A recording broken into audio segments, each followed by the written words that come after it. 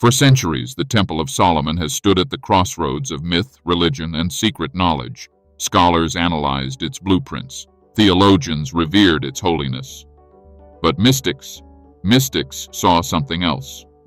They believed the temple wasn't built merely to worship a distant deity, but to reflect the divine within. What if its stones were more than materials? What if they were metaphors? Every measurement, every chamber, every symbolic object embedded in the temple served a purpose far deeper than ritual. They mirrored a journey, a blueprint for the human soul's evolution, mapped out in sacred geometry. This wasn't a coincidence.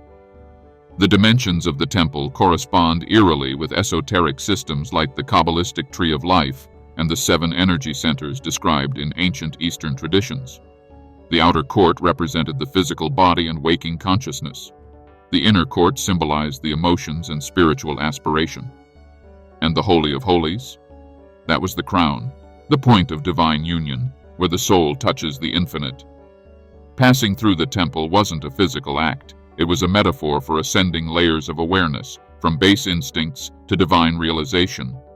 It was a mirror, carefully crafted, for us to remember who we really are beneath the flesh. At the temple's threshold stood 2 bronze pillars, Boaz and Jachin. To the untrained eye, they were structural, but in esoteric teachings they symbolized duality, strength and beauty, masculine and feminine, form and energy. Passing between them marked an initiation, the soul crossing from outer perception to inner knowing. Ancient mystics saw these columns not just as symbols but as energetic portals designed to balance opposing forces within the initiate. Like the brain's hemispheres, logic and intuition, they reflected the alignment needed before one could ascend spiritually. Inside, nothing was random.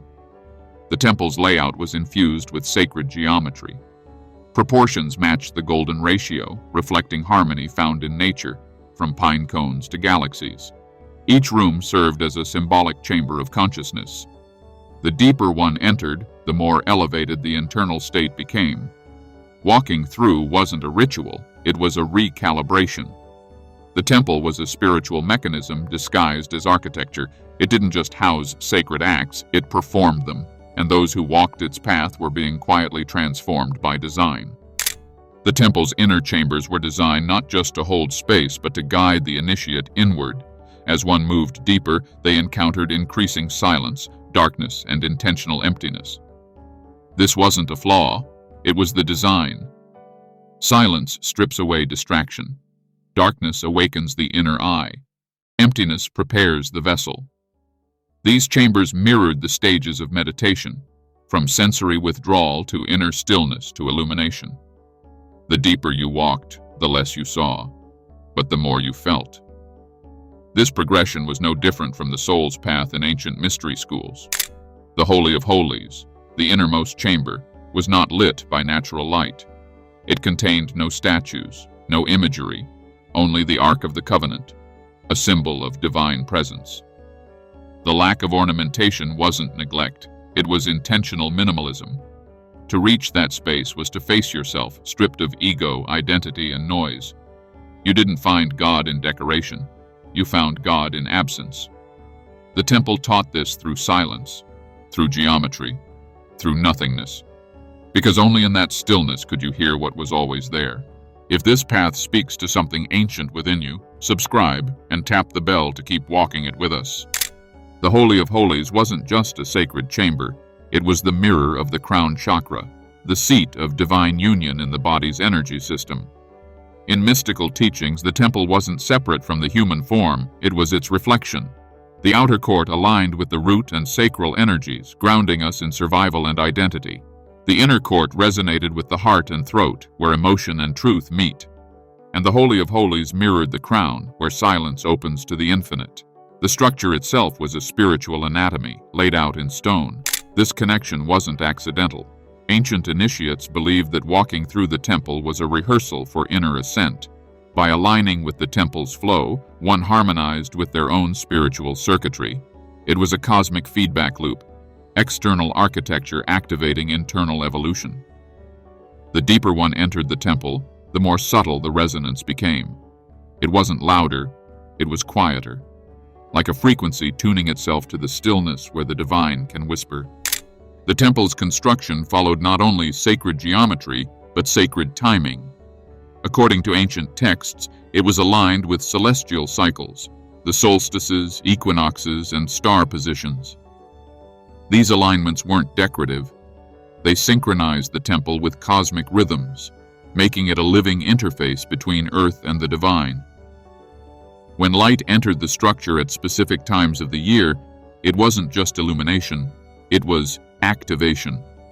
Certain corridors and chambers would glow as if the temple itself was responding to the heavens.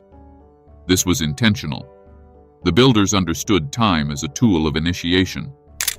Initiates were trained to observe these alignments in silence. They were not taught through words but through experience.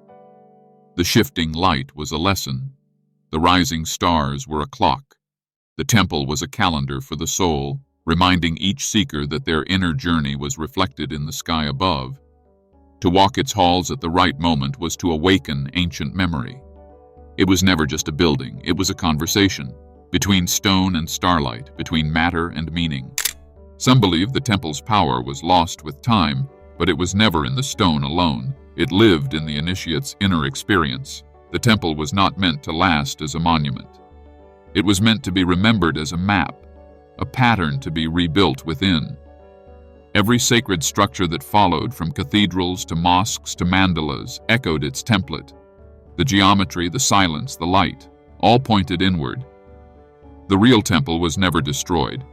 It was encoded in consciousness, waiting for those ready to reconstruct it through inner alignment and sacred practice. Modern seekers can still activate that code. Through breath, visualization, and sacred movement, the same path unfolds. Meditation becomes the inner court. Stillness opens the Holy of Holies. Each breath a step, each pause a doorway. We don't need to touch ancient stones to enter.